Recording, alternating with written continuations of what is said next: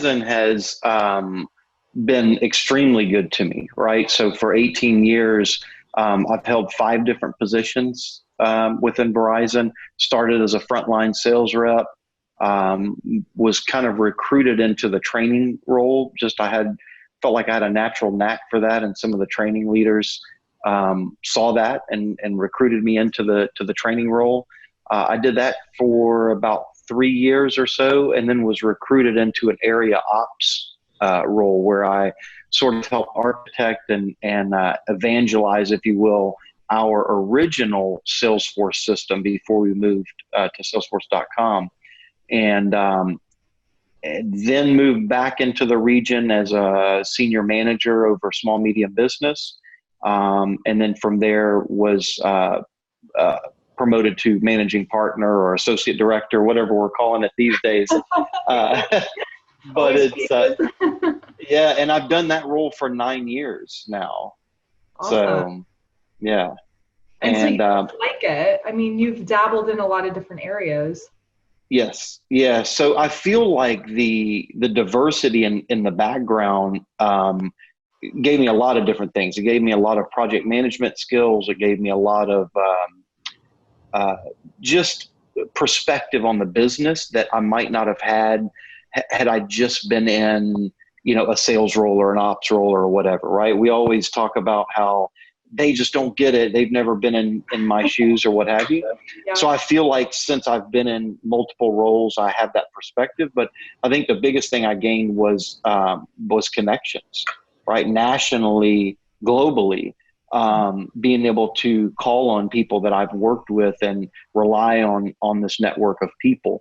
So, we talk about how, is it a telecom company? Is it a technology company? Is it, we're all in the people business. That's what we're all in, regardless of what industry you serve, right? So that's what I'm most thankful for. And they do allow the flexibility for me to pursue my passion. As a society, I think we could all do a lot better to embrace the differences that we have. I mean, you mentioned diversity as one of the components here in the conversation, and the fact that we all have something different to offer means that we could enhance the world in a different way if we're just given the chance. Absolutely. And I know you're, I think, in the process of reading How to Build Giants. Yes, right? I have it right here. Awesome. Yeah. Awesome. But I do speak about that, and not just diversity in what obvious terms, male, gender, race, whatever, but thought diversity. We need to surround ourselves with people different than ourselves and that think differently, act differently. I got advice years ago that said you should spend time with people in a generation above you and a generation below you every month, just to gain a different perspective, just to see the world through a different lens. My formal education stopped at 13 years old. I failed 4th grade and dropped out of school entirely at 13 in 7th grade. And so the first time I'd ever seen a high school, the inside of a high school, was when I went to register my son for one. Wow. And, but Mark Twain said, I never let school get in the way of my education, right? So I'm self-educated. I read a book a week for almost 20 years because when you're 13 years old and you drop out of school, you don't speak correctly. You don't know much of anything, really. I just finished my 4th book, which is the first one on sales, and it is called Sales Secrets of a 5-Year-Old, because no one has a better close ratio. When you think, they never give up. The list goes on. And even if you've never had children, we were children, right? So we remember those closes that we got, right? The ice cream cone, or the trip to the zoo, or the whatever it is, staying up 5 minutes past bedtime, or whatever it was. So I feel like God gifted us with the ability to be expert salespeople, and then things happen, right? We get cold and callous and trained. And we lose a lot of those traits and skills that originally would allow us to be expert sales professionals. And so I blend both what makes children expert salespeople and then the study of successful salespeople over the past 20 years and draw correlations between the two to teach a valuable lesson within a 5-step sales process. So that's awesome. That's great. I definitely love that. And I think part of the issues that we experience going from avid salespeople as children, I sold Girl Scout cookies, I baked brownies and I sold them, I grew pumpkins and I sold them. Like, it just came very naturally to me. But as we transform and evolve throughout our own lives, we experience a lot of rejection in different capacities. And that's one of everyone's biggest hiccup when it comes to sales, is that fear of rejection. Some people can obviously overcompensate for it more than others, but I think really what it comes down to is knowing yourself and knowing your intrinsic value and realizing that these conversations don't define you. Whether they're a yes or a no, normally the no is not right now, but it's not a no forever. And if we just have that perspective and understand that it's not about us, it's more about them, we can definitely differentiate and even disassociate from it a little bit. I think people feel like you have to agree or disagree.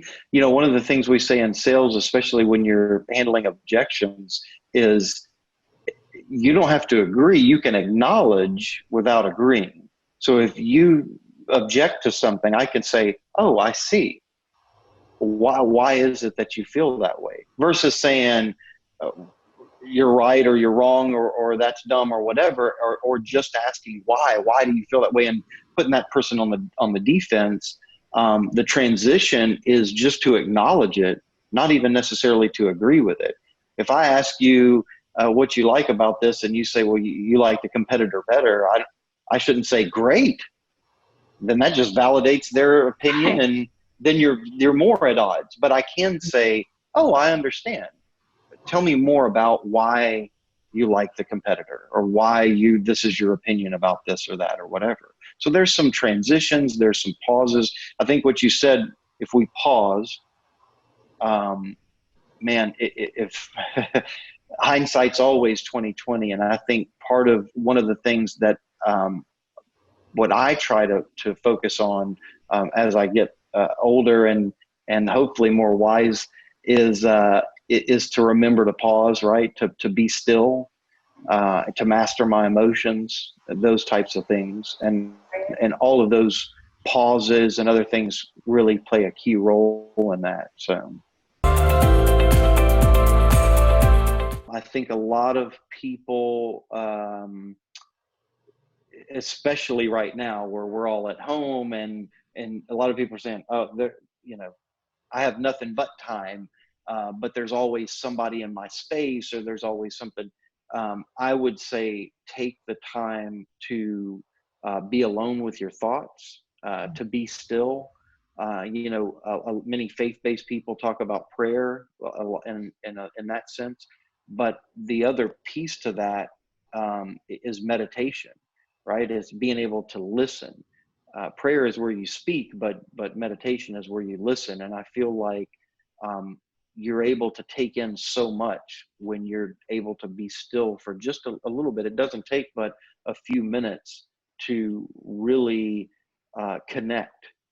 And that's what I would tell people. I've tried to get better at that for years now. And I can tell you just those few minutes of being still, trying to clear my mind and meditate, has helped me grow tremendously. It's helped my patience. It's helped me. Well, I appreciate your transparency and your openness and just, like I said, your generosity with your time. It's really great to get to know you, and I look forward to getting to know you better as well. Sounds great. Thank you so much for the time today. Absolutely. Enjoy the rest of your day. You too. Thanks. Bye-bye. Bye.